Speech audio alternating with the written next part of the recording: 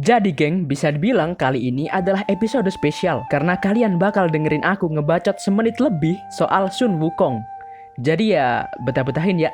Dalam mitologi Tiongkok, Sun Wukong diwujudkan sebagai seorang raja kera. Ceritanya pertama kali muncul dalam novel petualangan berjudul Wu Chang'en Journey to the West. Buku ini mengikuti kisah seorang biksu Buddha yang rendah hati bernama Tang Sanzang yang melakukan perjalanan dari rumahnya di Cina Selatan ke India untuk membawa kembali teks-teks suci dan mencerahkan bangsanya. Wukong sendiri diberkati dengan kekuatan manusia super yang tidak tertandingi oleh siapapun. Dia memiliki kemampuan untuk merubah wujud fisiknya menjadi 72 hewan dan objek yang berbeda karena setiap helai rambutnya memiliki kekuatan transformatif super. Dia juga diceritakan bisa memanipulasi angin, api, dan air secara ajaib. Ya, dasarnya emang sakti aja gitu. Tetapi, kelebihannya ini justru membuat Sun Wukong memiliki sifat yang jelek, yaitu temperamen atau pemarah, tak sabaran dan usil. Tetapi di samping semua kekuatannya sebagai dewa, dia memiliki penampilan yang berbeda dengan dewa lain. Sebelum pencerahannya,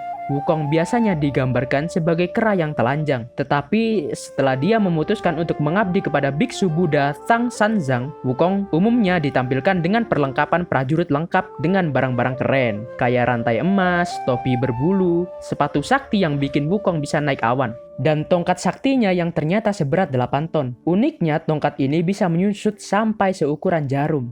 Untuk keluarganya sendiri, Wukong nggak punya kerabat sedarah karena ia lahir dari batu ajaib. Dan saat baru saja bangkit atau lahir dari batu itu, Wukong nggak bisa langsung jalan dan bicara. Cerita kenakalannya bermula dari sebuah pesta yang diadakan oleh Kaisar Langit untuk merayakan istrinya. Wukong yang tidak diundang dan tahu kalau ada pesta, memutuskan untuk mampir. Di pesta tersebut, dia menjadi bahan tertawaan para dewa lain karena wujud fisiknya yang sangat jelek. Karena dia keselai diejek, maka dia menyatakan dirinya di depan para dewa lain sebagai petapa agung yang setara dengan surga. Dia juga membuat spanduk-spanduk besar untuk mengejek Kaisar.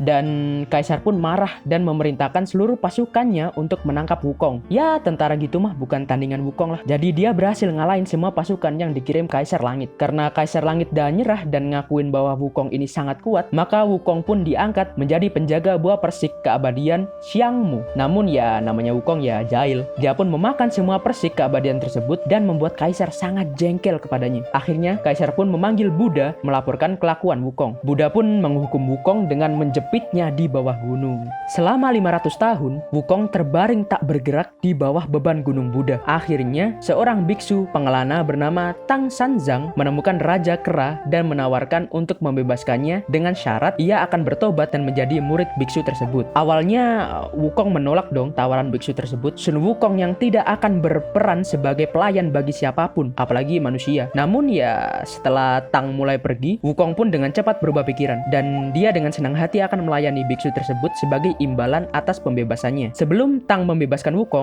Dewi Belas Kasihan memberi biksu itu sebuah pita ajaib yang memberinya kendali atas Wukong. Ya, jadi gitulah secara panjangnya. Siapa sih kera sakti yang kita tonton waktu kecil dulu itu? Sesakti apa dia dan apa dia sebenarnya? Kalau Wukong diadu sama Hanuman menang mana ya? Dan untuk waktu dan kesempatannya, terima kasih ya.